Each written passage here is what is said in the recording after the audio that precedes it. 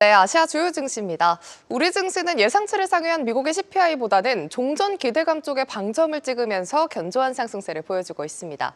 하지만 아시아 주요 국내에선 일단 대체적으로 빨간불을 켜는 모습이지만 상해 지수는 오전 기준으로 사뭇 분위기가 좀 달랐는데요. 일단 오전장을 약보합권에서 마무리한 상해 지수입니다. 딥시크 테마를 포함한 테크주들이 약세를 보이면서 지수를 끌어내렸고요. 은행과 통신 같은 배당주, 부동산 쪽이 오르는 등 테마별 순환매 움직임이 포착됐습니다. 이 시각 현재는 그래도 하락폭을 좀 많이 줄이면서 강보합권 빨간불을 켜내고 있습니다. 국내 상장된 중국 증시 관련 ETF도 함께 확인해 보시죠. 코덱스 차이나 A50 ETF는 상해와 선전 시총상위 50개 기업을 추종하는 ETF입니다. 해당 ETF는 어제보다 더 시세를 내주면서 상승폭을 켜내고 있는데요. 이 시각 현재 1.4% 강세 흐름 보여주고 있습니다. 이런 본토지수와 달리 홍콩 항생지수는 강세 흐름 보여주고 있습니다. 알리바바가 애플과 손을 잡고 중국에서 AI 기술을 출시했다는 소식에 전고점을 돌파했고요. 이와 함께 AI주들의 상승세가 두드러지면서 항해지수 이 시각 현재 1.8% 강세를 보여주고 있습니다. 국내 상장된 홍콩 증시 관련 ETF도 함께 확인해 보시죠. 코덱스 차이나 항생테크 ETF는 홍콩 증시에 상장된 기술 기반의 대형 테크 기업 30개 주식의 주가를 반영한 지수입니다. 아무래도 테크주들의 강세에 항생지수처럼 상승불이 좀 짙은 모습인데요. 2.8%, 3% 가까운 상승불 켜내고 있습니다. 일본 증시 또한 우리처럼 우크라이나 종전 기대감을 더 받는 모습입니다. 또 엔화가 달러 대비 하락한 점도 증시에 긍정적인 영향을 주면서 오늘 니케이 지수는 4만 엔을 향해서 달려가고 있는데요. 이 시각 현재 오전장보다 더 큰 상승폭 보여주고 있습니다. 1.4% 상승입니다. 일본 증시의 대표 지수죠. 니케이 지수를 추종하는 에이스 일본 니케이 ETF 추이도 체크해 보시죠. 2거래일 연속 상승세를 보여주고 있습니다. 장중 2만 8천 원을 돌파하면서 이 시각 현재까지도 탄력적인 흐름이 이어가고 있는데요. 1.3% 강세 보여주고 있습니다. 전일 시장에서 관세에 대해서 신중한 모습을 보여준 대만 가권지수입니다. 오늘 장중한 때 하락 전환하긴 했지만 오후장 들어서는 점점 상승폭을 키워나가는 모습이고요. 이 시각 현재는 23,300포인트 상회하면서 0.25% 상승하고 있습니다. 최근 트럼프 관세발 폭풍에 어지러운 인도 지수입니다. 어제 결국 약보합권으로 마감하면서 6거래일 연속 하락 마감했는데요. 오늘도 개장은 상승세로 출발했지만 장중 상승폭을 반납하거나 하락 전환하는 등 변동성이 큰 모습 보여주고 있습니다. 현재 인도 센섹스 지수 이 시각 현재 0.7% 하락세 보여주고 있습니다. 네, ETF 추이도 함께 체크해 보시죠. 인도의 또 다른 대표 지수, 니프티 50 지수를 추종하는 ETF인데요. 니프티 지수는 그래도 센섹스 지수보다는 상승폭이 큰 모습을 보였지만 니프티 지수를 추종하는 ETF 같은 경우에는 약보합권 움직임 보여주고 있습니다. 지금까지 이 시각 아시아 주요 증시 시황 전해드렸습니다.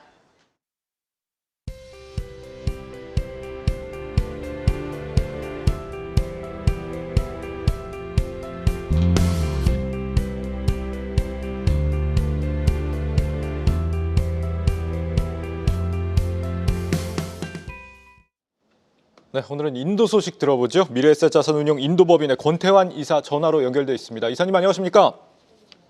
네, 안녕하십니까. 인도법인의 권태환입니다. 네, 앞으로 인도 시장 재미난 소식들 많이 좀 전해주시고요. 마침 때가 또 이렇게 딱 맞았습니다. 인도 모디 총리가 오늘 트럼프 대통령을 만나는데 만나기 직전에 미국이 상호 관세를 발표할 예정이다. 이렇다 보니까 인도를 겨냥한 관세가 아니냐 이런 해석들이 나오는 것 같은데요. 인도 증시에 부담으로 작용하게 될까요?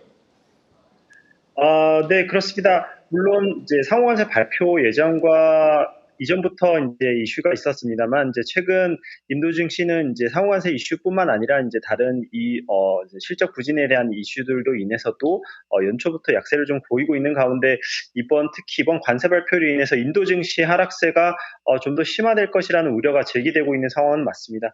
특히 미국이 발표할 상호 관세로 인해서 인도가 최대 피해국으로 거론이 되고 있는데 이런 것들이 투자 심리가 위축될 가능성을 키우는 요인은 맞습니다.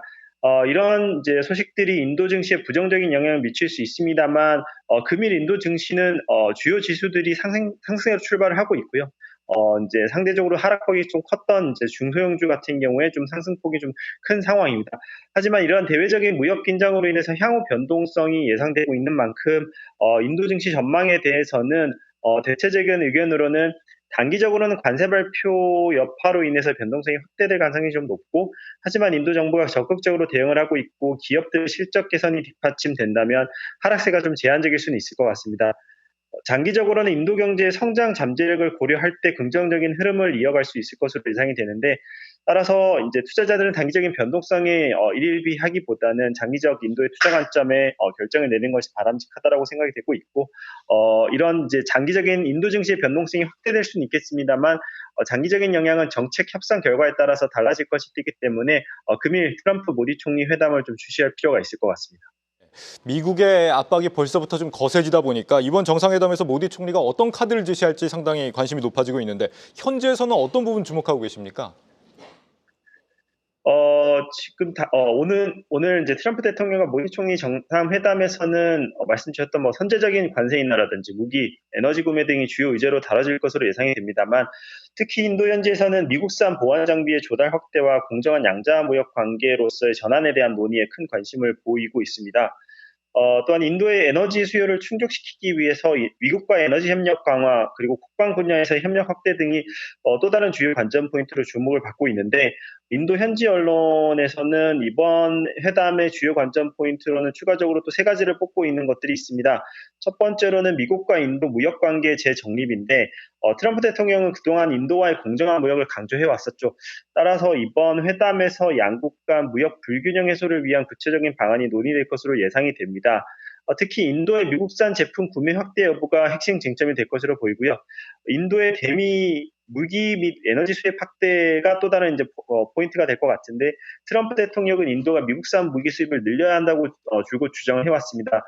또한 인도의 원자력 발전소에 대한 미국 투자 문제도 논의될 전망이라고 예상이 되고 있고요.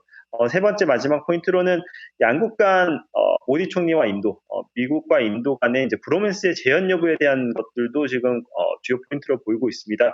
트럼프 대통령과 모디 총리는 과거에 남다른 친분을 좀 과시를 하면서 브로맨스를 형성하면서 이번 회담에서 두 정상이 어떠한 좀 관계를 보여줄지도 좀 최대 관심사이기도 합니다. 이번 회담 결과에 따라서 양국 관계는 물론이고 글로벌 무역 질서에도 큰 영향을 미칠 수 있는 점에서 전 세계 이목이 집중되고 있는 만큼 다시 이번 회담에서 어떠한 새로운 내용이 나올지는 좀 다시 한번 주의 깊게 살펴봐야 될 것 같습니다. 최근에 인도 시장을 주목하자 이런 전략가분들이 많이 계셨는데 말이죠. 정작 인도의 경제 상황이 요즘 그렇게 좋지가 않은 것 같습니다. 얼마 전에 5년 만에 기준금리 인하도 단행을 하고 했는데 현지에서는 인도 경제 상황 좀 어떻게 보고 계신지 짧게 좀 들어보고 싶습니다. 네. 최근 인도 경제는 경제 지표 부진과 경제 성장률 둔화 전망으로 인해서 어려움을 겪고 있는 부분은 있습니다. 말씀 주셨다시피 인도 중앙은행은 최근 5년 만에 금리 인하를 단행했었고 경기 부양에 나섰지만 시장의 반응은 조금은 미지근했었던 부분이 있었는데요. 대부분 전문가들은 인도 경제가 단기적으로 어려움을 겪겠지만 장기적으로는 성장 잠재력이 여전히 높다고 평가를 하고 있는 부분이 있습니다. 긍정적인 부분이라고 한다면 젊은 인구 구조, 그리고 풍부한 노동력, IT 산업의 발전, 그리고 정부의 적극적인 경기 부양책 등이 있고, 부정적인 요인이라고 한다면 미중 무역 분쟁과 글로벌 경기 둔화, 국내 소비 부진, 투자 심리 위축 등 올해 인도 경제 전망에 대해서는 다양한 의견이 나오고 있지만 대체적인 전망은 경제 성장률은 5에서 6% 내외로 둔화될 가능성이 좀 있고, 하지만 인도 정부의 적극적인 경기 부양 정책과 기업들의 투자 확대로 인해서는 하반기로에서는 회복세를 좀 보일 수 있을 것으로 전망이 되고 있습니다. 또한 물가 상승률은 안정적인 수준을 유지할 것이라고 예상되고 있기 때문에 결론적으로 인도 경제는 단기적으로는 변동성이 좀 있을 수는 있겠지만 장기적인 성장 잠재력이 여전히 높기 때문에 장기적인 투자 관점에서는 인도 시장을 좀 면밀히 살펴 투자하는 것이 좋을 것 같다는 의견입니다.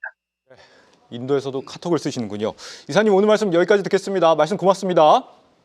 네, 감사합니다. 네, 미래에셋 자산운용 인도법인의 권태환 이사와 함께했습니다. 아시아 주요 뉴스입니다. 호주 대표지수 ASX 200 지수가 2주일 만에 다시 사상 최고치를 경신했습니다.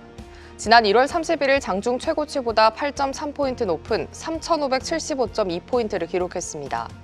이번 강세의 배경으로는 미국 인플레이션 수치 예상치 상회와 아시아 증시의 강세가 꼽힙니다. 일본 소프트뱅크 그룹이 지난해 4분기 3,691억 원 11억 엔의 적자를 기록했습니다. 소프트뱅크 투자펀드인 비전펀드 사업이 3,527억 엔, 우리 돈으로 약 3조 3천억 원의 적자가 이번 실적에 큰 영향을 미쳤습니다. 다만 소프트뱅크 그룹은 지난해 4월부터 12월까지의 결산에선 약 6조 원 규모의 흑자를 기록했습니다. 중국 당국이 68억 달러 규모의 펀드로 디벨로퍼 방케의 부채 상환을 고려하고 있습니다. 중국이 어려움에 처한 부동산 업체를 도와주는 직접적인 부동산 부양책을 발표하면서 부동산 시장 회복에 대한 기대감이 커지고 있습니다.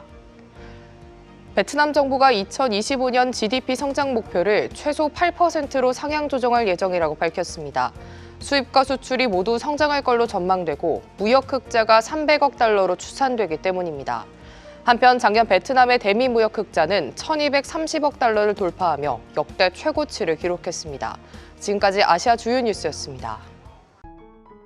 계속해서 다양한 경제 이슈를 알고 싶다면 구독과 좋아요, 알림 설정 부탁드립니다. AI 캐스터 권미정이었습니다.